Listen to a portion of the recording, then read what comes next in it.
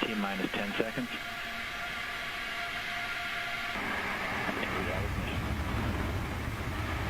And we have liftoff of Antares before pre-missions that brings Cygnus on its third CRS mission to the ISS.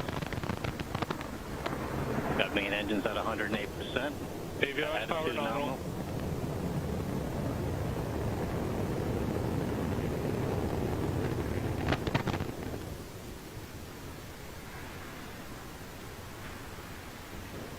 A very well-known picture for those collector of rocket pictures.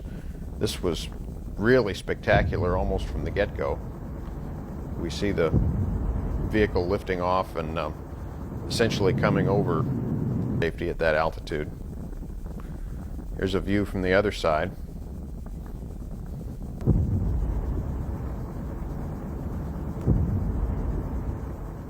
And the United States promptly announced them.